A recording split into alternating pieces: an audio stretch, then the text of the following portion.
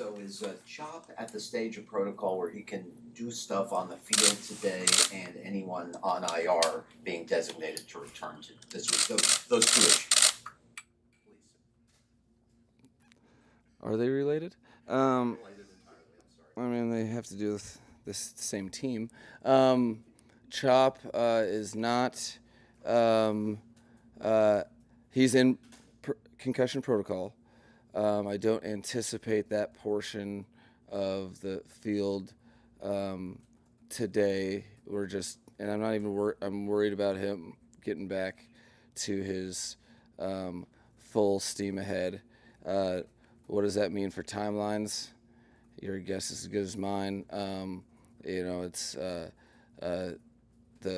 week turnaround is can be challenging, but he's doing his best, and I'm happy with where he's progressing and how fast that will be for this game. We'll see. Great. With IR, anyone designated to return this week among Sanders and the offensive lineman you have on IR? No.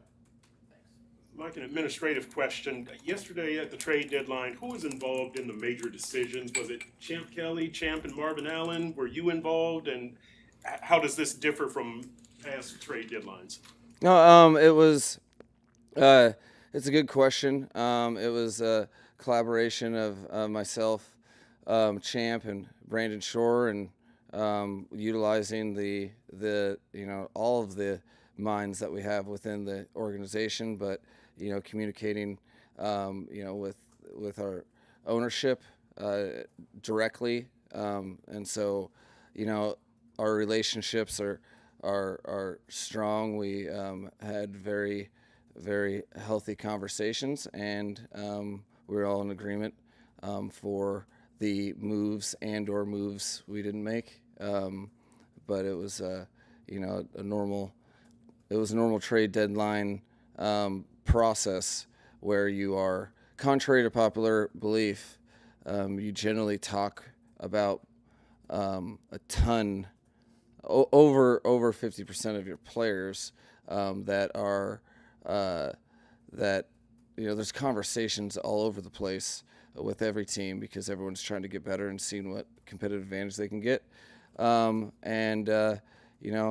with the preparation portion of this morning for the Buffalo Bills. You mentioned moves that I get the hint. you mentioned moves that weren't made. How close did something? And I know you want to get to the Buffalo Bills, but just to wrap up trade deadline, how close were some of those calls? I mean, it's tough for me to close as the deal gets done or it doesn't. You're either far off or you're real close, but somebody has to let down their guard or their positioning. All deals are not close to me until they're done. So I have a weird way of looking at it, but there wasn't anything that moved the needle for us to change our roster beyond what we've done.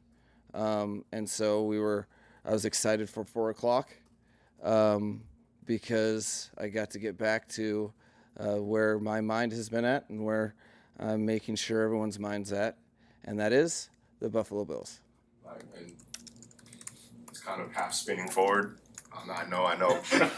But based on your experience, can it be galvanizing to a team when they're perceived as sellers at the deadline and the fire sale never comes? Well, I mean,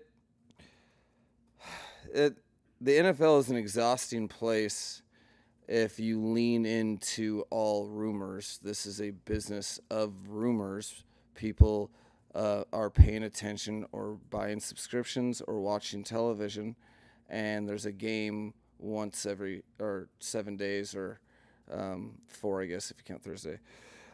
And so I think ultimately coaches and players have to adjust to the fishbowl that is the National Football League.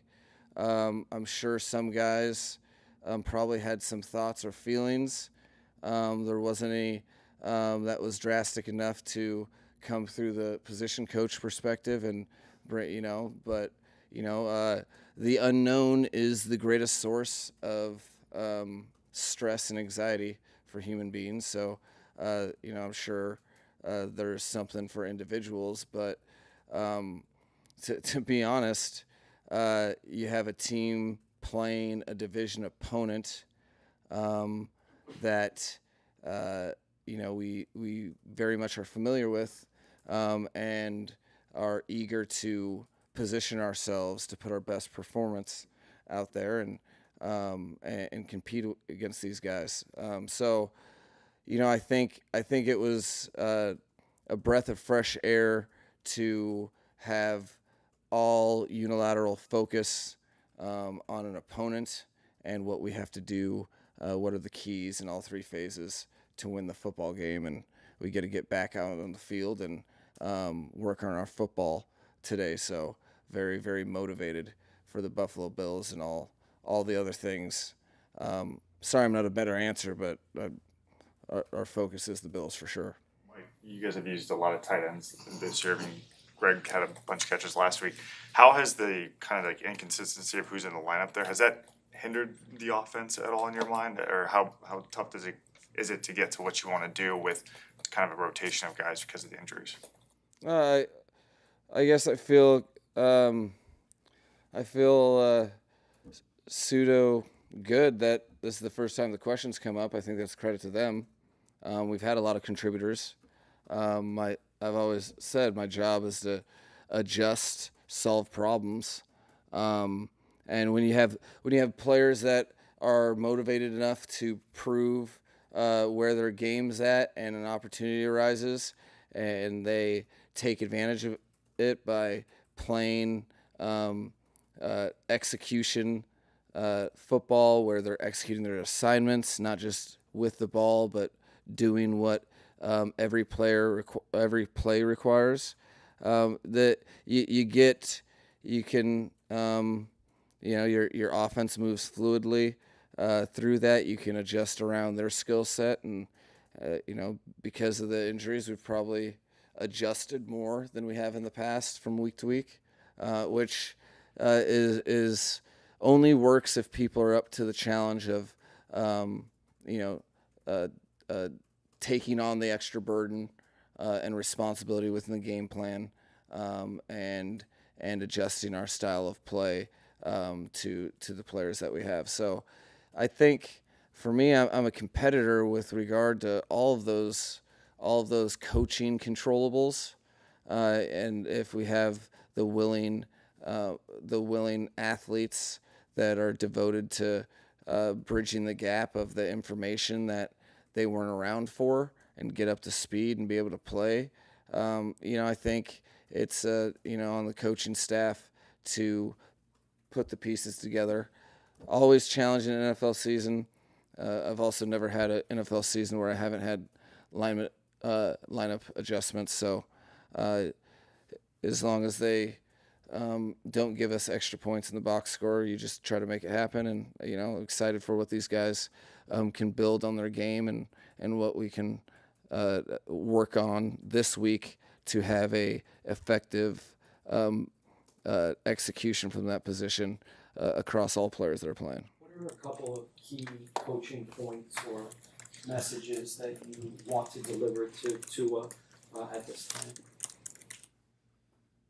He's not in here, right? I converse. We have. I think our first conversation today was, I don't know, in the sixes. A lot of my messages towards him have been very specific to the job that he's trying to do, and one thing about being a franchise quarterback in the National Football League is your expectations for yourself are very high, and you can feel as though your job is to do even more than really what your job is. And there's 11 players on the field playing every play, and they need him to help make them the best players they can be. That's the power of the quarterback. and focusing on the things that how he addresses the teammates, how he gets the team in and out of the huddle, how convicted he is. Those things are the bedrock of his game, and he doesn't have to do more than that. I think it's important to, when you're not getting results as a team, to make sure individuals don't try to be Captain America or Superman, because what ends up happening is you make decisions that, the quarterback position is decisions. You have the ball in your hand. What are you going to do with the open, covered pocket situation? All the decisions you have to make, and it has to be from a clear mind of expectation of what your job is. So I've been making sure that not just Tua, everybody's super clear on what it takes for us to play the football that we feel is up to our standard. And we've flashed that most recently in the Atlanta game. We are playing complementary football that is exclusively effort, strain, on top of talented players making plays, but we're playing together. We're one player isn't making all the plays, and in football that generally never exists. There's no such thing as a one-person play or a tackle that you make with 10 other defenders on the ground, or a catch that you make. You have to have a thrower, you have to have protection, all of those things. So like Tua, the team has to be focused on what their job is and how we go attack that and make big things, like you can make the situation of whatever, where our season's at, all of these things. None of this matters. We have a game against the Buffalo Bills, and how do we collectively do our jobs to come together to put a football performance that we feel is deserving of the Dolphins organization and our team and nameplates and all the people involved in it. So I think it's not a secret sauce of anything. You don't need a secret sauce when someone's game that you're asking them to put forth is not only something they're good at, but something they've successfully executed on over time. And just bringing it back to the nuts and bolts of football, which is, hey, you know what we should do is we should get in a huddle. We should break the huddle together. We should align appropriately on the opposing offense, or align in the appropriate formation. And we should be disciplined, not having negative yardage for either side of the ball before the snap, and then either take the ball away or protect it.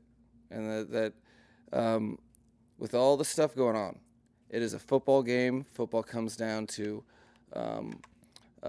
plus minus, how well you execute in critical moments in situational football, whether or not you turn a red zone opportunity into a touchdown, the very basic things that if your focus is on all the other stuff and not the Buffalo Bills, they can fall through the cracks, and then you won't be happy with the result. Mike, when you play a team for the second time, are you focusing on the things you did well in that near win in Buffalo, or the things that didn't go your way? I try to, it's a weird formula with division opponents relative to like what ratio or weight you put on. This worked well, this didn't. Generally, the only thing that you know for sure is if you do something well, that they probably are very aware of that play, and will try to stop it. But it's a kind of you have to facilitate your team with all the tools to handle whatever the opponent tries to do, and then you have to try to anticipate what the opponent will do to put yourself in situations where that you have a competitive advantage. So there are so many nuances to playing a division opponent and playing a team led by Sean McDermott and Bobby Babich that that has a different formula than playing the New England Patriots and the second time you play them, or the New York Jets.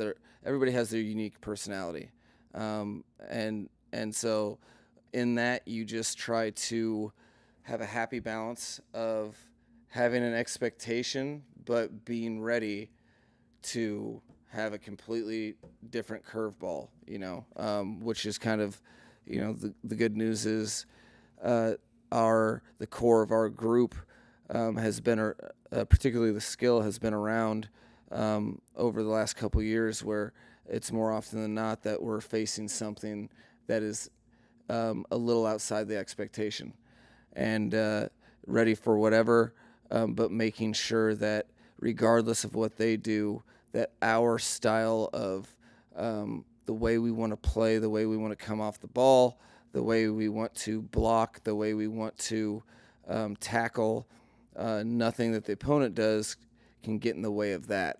So that takes a conviction in the plan, one that doesn't mean, hey, they're going to do this, so we're going to do this. No, you have to be on your P's and Q's with all the ways that they can potentially hurt you, that they've shown on tape, and then be ready to adjust to whatever.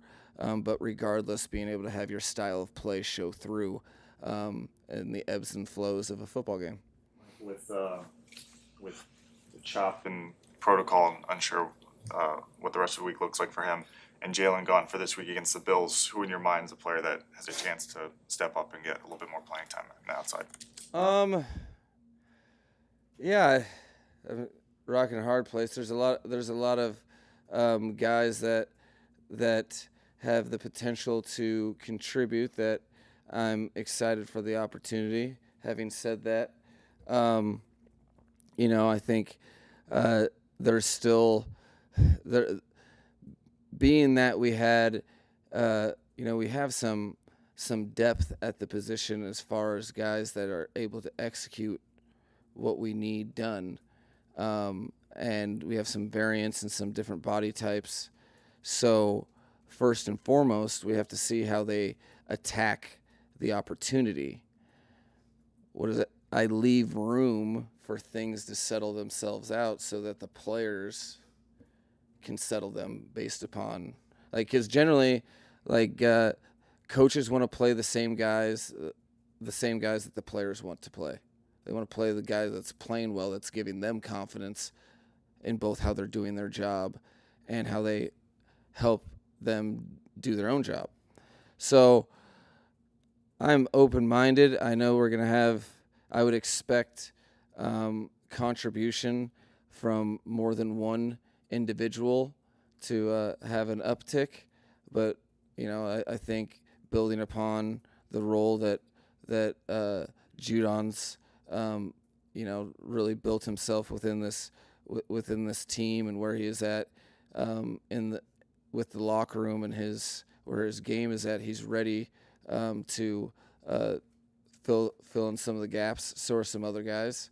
Who that is and the way that exactly looks, it'll best present on Sunday, because these particularly Wednesday and Thursday are super critical. But the whole week, football, and you see them execute every one of their assignments.